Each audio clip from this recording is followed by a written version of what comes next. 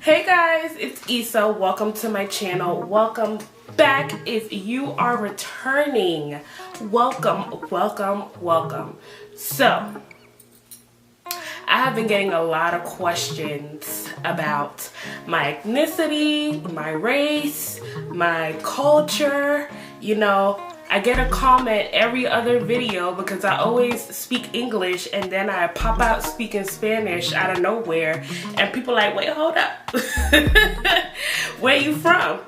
And so we're gonna talk about it in this video. So if you're ready to do the ethnicity tag with me, I am going to answer all of your questions today, okay? We're gonna talk about it. But let's get into it. So which ethnicity do you belong to? So I belong to a culture called the Garifuna culture. We are a tribe that is mixed with Carib, Arawak Indian, or Arawak. Some people pronounce Arawak. I'm gonna just say Arawak for, you know, my pronunciation. But Arawak Indian and West African. So that is the mix that is within the Garifuna people. Which food represents your ethnicity? So I'm gonna be completely honest here. I haven't had a lot of Garifuna foods, but the most common Garifuna food that I know of, and I'm pretty sure a lot of people know of, is the machuca. The machuca is basically like a soup, and it's made with like coconut milk and a bunch of other things that they put in it, like seafood such as fish, shrimp, lobster, crab, all kinds of different clams, you know, those kinds of things. And it's also made with plantains. So basically you will boil the plantains and then you will smash the plantains with a stick.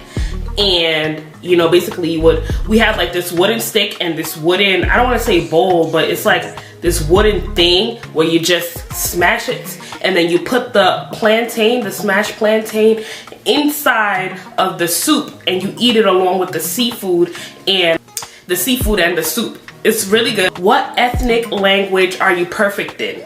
So I am fluent in English and I am fluent in Spanish. I am not fluent in Garifuna, but I am working on becoming trilingual. I know a couple words in Garifuna, so if you guys want to hear me speak Garifuna, I will give you guys a couple phrases because I am pretty good, if I do say so myself. Like, I'm not fluent, but I know enough to get around and ask for food and say, you know, certain things. So, Buiti Binafwi means good morning. Buiti Rabang Veyu means good afternoon or good evening. Buiti Gunyu means good night. Kabiri, what's your name? How would you respond to Kabiri? Hold on guys, because I'm not fluent, so I have to think about it. So to respond to Kabiri, you would say Isaina Nidi for short. Like if you're trying to speak a little cute slang, you know what I'm saying? You would say Isaina Nidi. Or that's my name, Isa Nidi. Your name, and then Nidi. Or Isa Nidibe, okay? Isa Nidibe. Kate ba dagube is basically like saying what you up to, what's up, you know what I'm saying? Hinseti eganinu, miseti eganinu. So hinseti eganinu and miseti eganinu means I like the food and I don't like the food. Do you have an ethnic name? I do not have an ethnic name. A lot of people think that I have an ethnic name because my name is Isaina. I go by Isa. People just assume that I have an ethnic name. My name originally comes from the book of Isaiah in the Bible. I was going to be named Isaiah from the Bible, but since I am a girl, a female, my dad decided to name me Isaina. So, simple, right?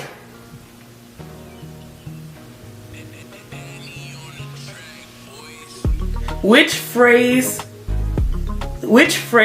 of your ethnic language is your favorite? So, I don't know if this is really Garifuna though, but you know, Garifuna people from Honduras, they are so extra. You know what I'm saying? So, my favorite thing to say is in Spanish, Jesus, bunchu, bop. That's my favorite. That's my favorite. When they say bunchu pop, it's like, yo, you're not listening. You know, they just tired of you. And it's funny, you know, to see them like just frustrated. Which drink represents your ethnicity? So the drink that represents my ethnicity is called Gifiti. I've actually had Gifiti before. It is a rum drink mixed with a lot of herbs, and Gifiti tastes nasty. Okay, it's nasty. It does not taste good, but it is good for your health, okay? And it makes you feel good, okay? So if you running down a little fever, you know what I'm saying, you need to get rid of that congestion, then I would go ahead and get you some Gifiti, because let me tell you, it works every time, okay? It helps with blood pressure as well. So yeah, it's really good. Which sport represents your ethnicity? So my family is from Honduras, like I said before. I see a lot of people playing soccer. I'm not sure if that's necessarily a Garifuna thing, but it's definitely a Honduran thing. Which household item represents the culture of your country? This is what I have hanging in my room wall, which is basically like a African woman carrying her child on her back. I don't know if you guys could see that. And she's basically walking, and she's got the thing on her head, which is like food and stuff like that that people normally carry to go to their villages, as you can see. And a lot of Garifuna people back in the day actually, and still to this day, you know, carry their babies just like this. They'll walk around with this on their head, and normally in here we would carry our food, like our plantains, our fish, whatever it is that we're eating that moment. Oh, and another one of my favorite phrases is when, like, I hear my mom on the phone saying it all the time. Numa. You know what that means? Yeah, girlfriend. Which specific hairstyle represents your culture? So we do a lot of different hairstyles, but like if you just picture a regular black girl, that's the same hairstyles that Garifuna women would practically wear. Like box braids, you know, in Honduras specifically, a lot of Garifuna women wear box braids. This is like the ultimate protective style for them, because it's like so hot in Honduras, and they normally just maintain their braids in a ponytail or a bun, and they call it a day. I also know that a lot of people are natural nowadays, but back in the day, I know that there's a lot of people back in the day that actually wore a lot of relaxers, but now that times have changed, you know, Garifuna women are definitely starting to go back to natural. So yeah, just picture yourself wearing, picture regular black girl hairstyles like Senegalese twist, you know. Box braids is the main style that I see Garifuna women in Honduras wearing.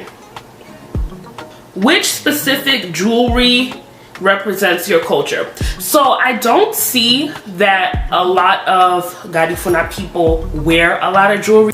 When it comes to like our clothes and stuff like that, I do know that we wear long dresses, or a dress and a long skirt. We wear, our hair is usually covered. And I believe that those are due to like spiritual and cultural beliefs as well. And with jewelry, I'm pretty sure if we were wearing jewelry, it would be jewelry that has like a lot of beads around the jewelry, like, you know, African kind of jewelry.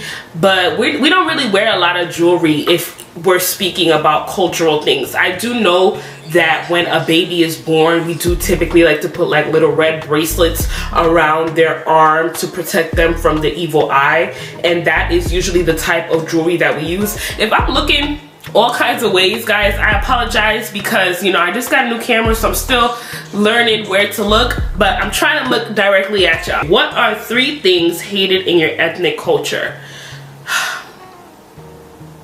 So one of the things that I hate, and I'm just being real here, one of the things that I hate is that we do not learn Garifuna coming up. Now, I know my dad, he really strived to teach us Garifuna growing up. I'm not gonna lie, he did the best that he could. But the school that he was taking us to actually got closed down when we were younger. But I know that a lot of Garifuna people would prefer to teach their kids Spanish over teaching their kids Garifuna. And that it pisses me off, okay? It just annoys me so much. Like, I'm trying to contain my anger right now, but like, it seriously really bothers me that Garifuna people teach their kids Spanish over Garifuna when they know that their kids are gonna learn Spanish regardless, you know, either whether it be in school, and if you live in Honduras, then you're definitely going to learn Spanish out in society. So that's what really bothers me about the Garifuna culture. The other thing that bothers me is that sometimes Garifuna people just don't know how to get together and unite. You know, like, let's say you got 2 or 3 people that are like vloggers or something like that. They don't want to collaborate with each other. They got their own little cliques and stuff like that. And if you ain't a part of that clique, it's kind of like, see you on the flip side, sis, you know? And I just hate that. Like, we should all just come together and like work together, you know what I'm saying? But it doesn't really happen too often unless you're already a part of the clique. Tell the traditional culture of your country to greet someone. So one of the traditional ways to greet somebody in my culture, especially when you know somebody, we say giving somebody the blessing. So when we wake up in the morning, one of the things that we had to do growing up, especially like in my household growing up, was we will put our hands like this. This will be giving somebody the blessing. Basically, you will put your hands out like that and you will say, so papi, so mami. And then they will say, God bless you. Basically, o que Dios te bendiga. Basically, it's like, it's a spiritual practice that we're basically like, you know, before you go out into the world, when you wake up this morning, you're giving your parents the blessing, and the parents are also giving the blessing to you. So that's basically, oh, I miss doing that. You know, it always felt good to give the blessing to your parents and say, you know, so papi, so mami. And then they would say, that was really weird. Which 3 ancient traditions are still part of your culture?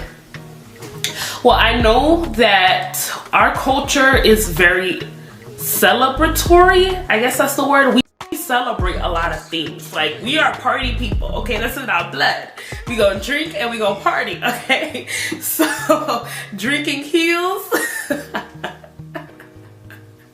Okay? So, we party a lot.